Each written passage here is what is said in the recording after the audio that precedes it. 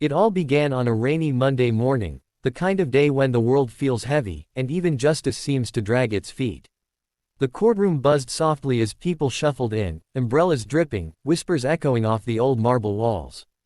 Judge Daniel Harris adjusted his glasses, the same pair he'd worn since his days as a single father trying to balance night shifts and law school. His sharp eyes had seen everything, from hardened criminals to broken souls just trying to survive.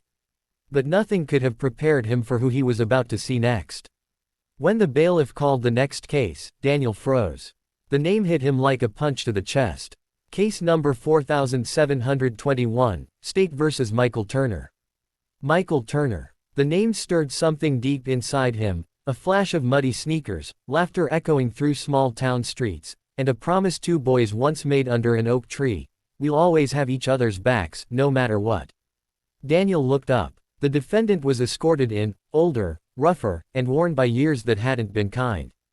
But even through the scars and tired eyes, Daniel recognized him instantly. It was his childhood best friend, Mike. The courtroom faded for a moment. He wasn't Judge Harris anymore, he was just Danny, the kid who used to sneak sandwiches to Mike when his dad was too drunk to feed him. The kid who left town at 17 to join the army, promising he'd come back one day. But he never did. Life, duty, and fatherhood had taken over. Now, decades later, they met again, but one wore a robe, and the other wore handcuffs. Daniel swallowed hard and forced his voice steady. "Mr. Turner, you stand accused of armed robbery. How do you plead?" Mike's eyes lifted slowly. For a moment, disbelief flickered across his face.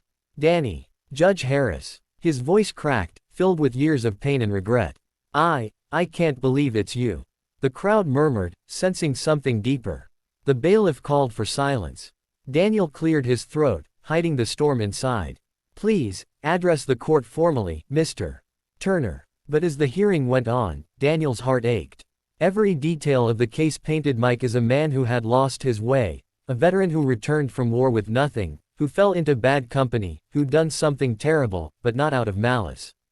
Out of desperation. During recess, Daniel sat in his chambers staring at an old photo he kept in his drawer, two kids in army caps, smiling proudly.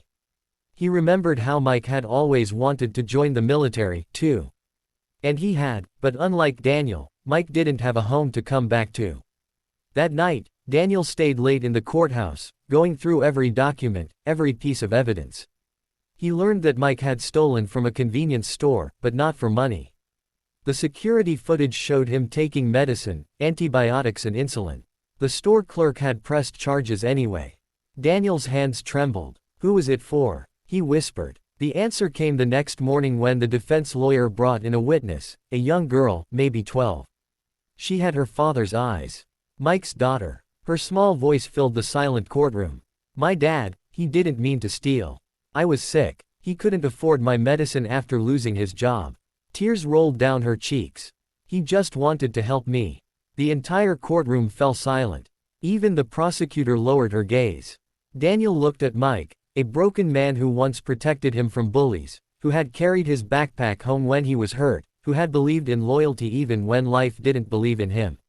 For the first time in his career, Daniel's voice wavered. "This court is about justice," he said quietly, "but justice without compassion isn't justice at all." He paused, eyes glistening. "Mr. Turner, what you did was wrong. But the circumstances surrounding your actions speak of a man who acted out of love, not greed. This court hereby sentences you to time served and community rehabilitation, not prison."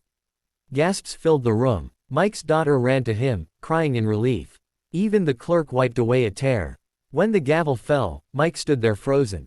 Then, with trembling steps, he approached Daniel's bench. "You didn't have to do that, Danny."